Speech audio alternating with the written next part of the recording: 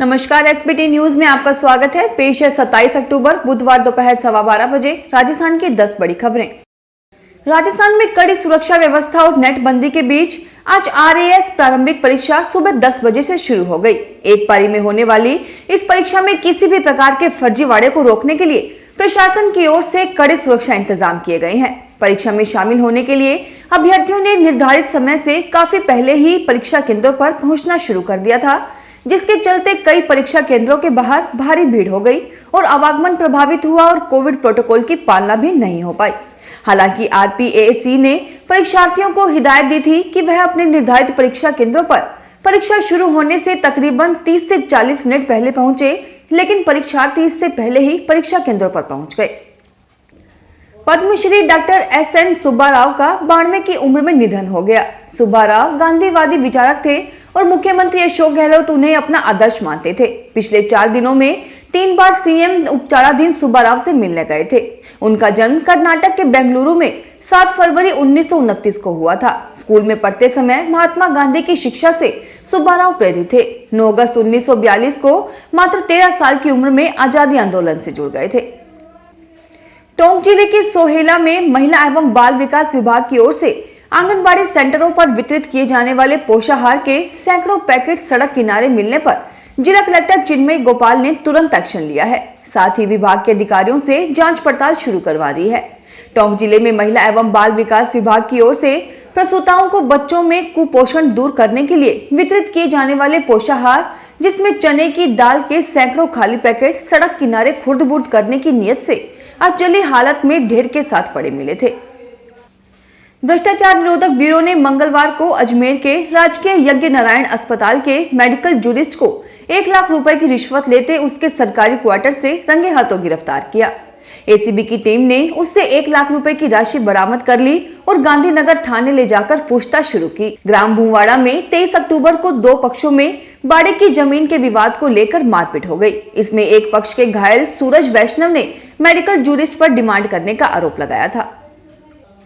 देश भर में कपड़ा नगर के रूप में पहचान बनाने वाले पाली शहर का कपड़ा उद्योग दीपावली के सीजन में भी सुस्त पड़ा है। कोयल केमिकल व ग्रे कपड़े में बड़े भावों ने प्रोडक्शन की लागत बढ़ा दी है। इधर रोजाना 4-5 घंटे की बिजली कटौती उद्यमियों के लिए कोड़ में खाज का काम कर रही है। ऐसे में दीपावली के सीजन में भी पाली का कपड़ा उद्योग अपेक्षित रफ्तार नहीं पकड़ पा रहा है। पाली सालाना 10,000 करोड़ का कपड़ा देश भर में बेचता है। जोधपुर में लवली कंडारा का एनकाउंटर करने वाले इंस्पेक्टर लीलाराम को बहाल किया गया। साथ ही तीनों कांस्टेबलों को भी बहाली मिल गई।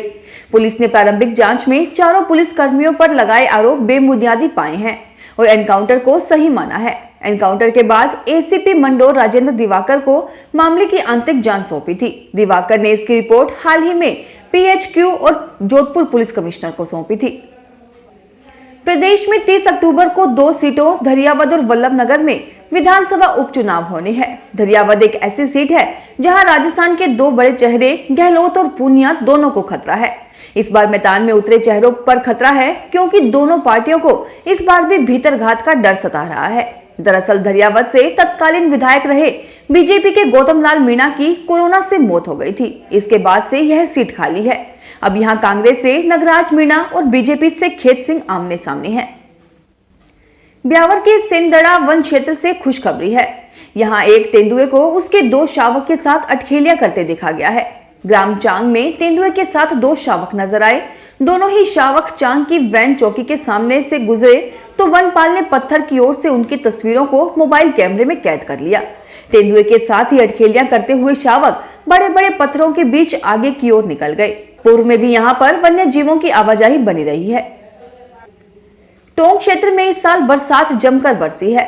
औसत से अधिक बरसात दर्ज की गई, लेकिन जिले में कई स्थानों पर तो नौबत यह आ गई कि फसल पूरी तरह ही नष्ट हो गई। वहीं कई स्थानों पर औसत से कम बरसात हुई है। जिले का उनियारा उपखंड ऐसा है जिसके एक भी गांव में फसल गलने से नहीं बच पाई है। उनियारा उपखंड के 224 गांवों में फसल खराबा हुआ है।